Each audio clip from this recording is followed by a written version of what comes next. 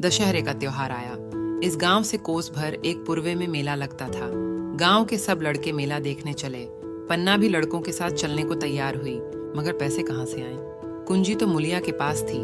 रघु ने आकर मुलिया से कहा, लड़के मेले जा रहे हैं, सबों को 2-2 पैसे दे दो। मुलिया ने त्योरियां चढ़ाकर कहा, पैसे घर में नहीं है। रघु, अभी तो तेलहन बिका था, क्या इतनी जल्दी रुपये उठ गए? मुलिया, हाँ उठ गए।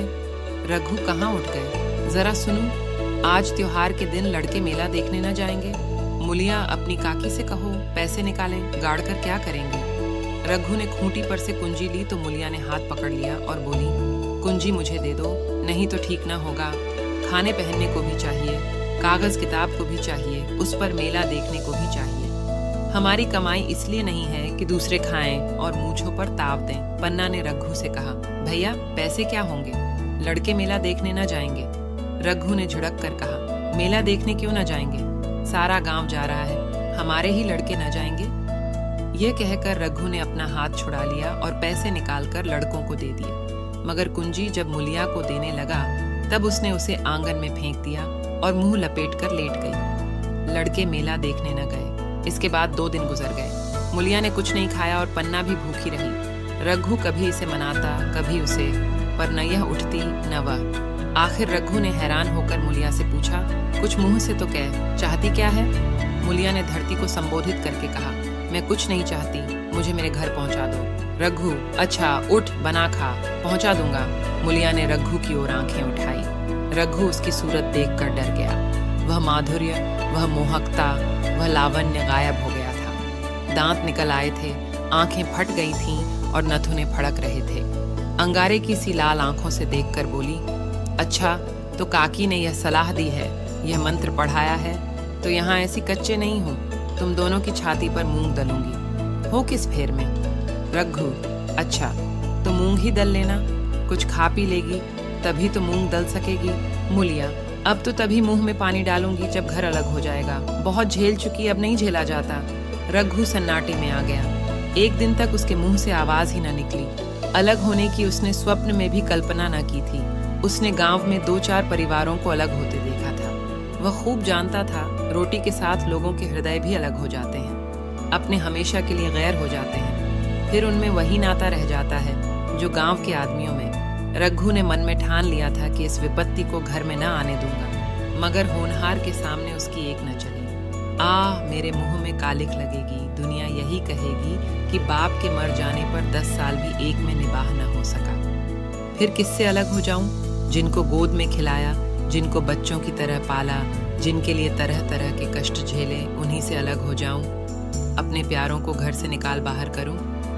उसका गला फंस गया। कांपते हुए स्वर में बोला, तू क्या चाहती है कि मैं अपने भाइयों से अलग हो जाऊं? भला सोच तो, कहीं मुंह दिखाने लायक रहूंगा? मुलिया, तो मेरा इन लोगों के साथ निभाना होगा। रघु, तो तू अलग हो जा, मुझे अपने साथ क्यों घसीटती है? मुलिया, तो मुझे क्या तुम्हारे घर में मिठाई मिलती है? मेरे लिए क्या संसार में जगह नहीं है? रघु, तेरी जैसी मर्जी, जहाँ चाहे रह, मैं अपने घर वालों से अलग नहीं हो सकता। जिस दिन इस घर में 2 चूल्हे जलेंगे, उस दिन मेरे कलेजे के 2 टुकड़े हो जाएंगे। मैं यह चोट नहीं सह सकता। तुझे जो तकलीफ हो वह मैं दूर कर सकता हूँ। माल असबाब की मालकिन तू है ही, अनाज पानी तेरे ही हाथ है। अब रह क्या गया है? अगर कुछ काम धंधा करना नहीं चाहती, मत कर।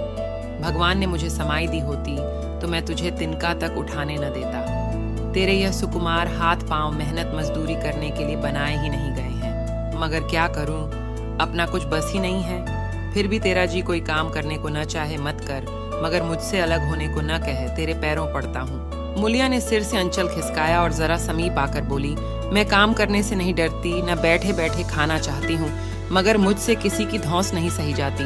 तुम्हारी ही काकी घर का काम काज करती हैं तो अपने लिए करती हैं, अपने बाल बच्चों के लिए करती हैं। मुझ पर कुछ एहसान नहीं करती, फिर मुझ पर धौंस क्यों जमाती हैं? उन्हें अपने बच्चे प्यारे होंगे, मुझे तो तुम्हारा आसरा है। मैं अपनी आंखों से यह नहीं देख सकती कि सारा घर तो चैन करे, जरा जरा से बच्चे तो दूध पिएं, और जिसके बलबूते पर गृहस्थी बनी हुई है वह मट्ठे को तरसे, कोई उसका पूछने वाला ना हो। जरा अपना मुंह तो देखो, कैसी सूरत निकल आई है। औरों के तो 4 बरस में अपने पट्टे तैयार हो जाएंगे, तुम तो 10 साल में खाट पर पड़ जाओगे। बैठ जाओ, खड़े क्यों हो? क्या मारकर भागोगे? मैं तुम्हें जबरदस्ती न बांध लूंगी, या मालकिन का हुक्म नहीं है। सच कहूँ तुम बड़े कट कलेजी हो। मैं जानती ऐसे निर्मोहिये से पाला पड़ेगा तो इस घर में भूल से ना आती भी तो मन न लगाती, मगर अब तो मन तुमसे लग गया। घर भी जाऊं तो मन यहाँ ही रहेगा, और तुम हो जो मेरी बात नहीं पूछते। मुलिया की ये रसीली बातें रघु पर कोई असर न डाल सकी। वह उसी रुखाई से बोला, मुलिया मुझसे यह न होगा। अलग होने का ध्यान करते ही मेरा मन न जाने कैसा हो जाता है। ये चोट मुझसे न सही जाएगी। मुलिया ने परिहास करके कहा, तो चूड़ियां पहनकर अंदर बैठो ना, लाओ मैं मूछें लगा लूं। मैं तो समझती थी कि तुम में भी कुछ कलबल है, अब देखती हूँ तो निरे मिट्टी के लौंदे हो।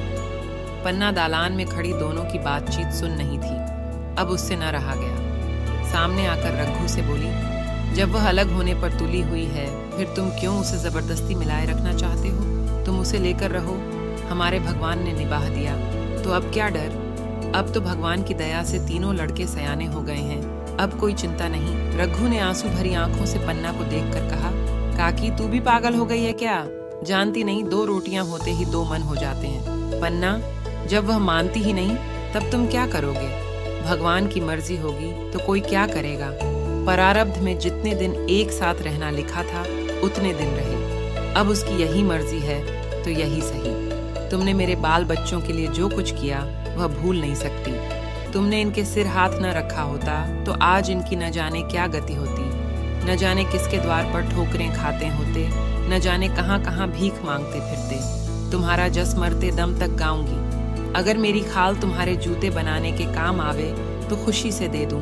चाहे तुमसे अलग हो जाऊं, पर जिस घड़ी पुकारोगे कुत्ते की तरह दौड़ी आऊंगी। ये भूलकर भी न सोचना कि तुमसे अलग होकर मैं तुम्हारा बुरा चेतूंगी। जिस दिन तुम्हारा अनभल मेरे मन में आएगा उसी दिन विष खाकर मर जाऊंगी।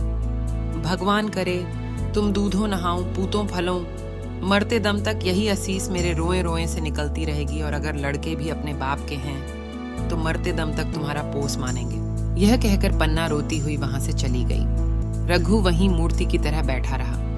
आसमान की ओर टकटकी लगी थी और आंखों से आंसू बह रहे थे।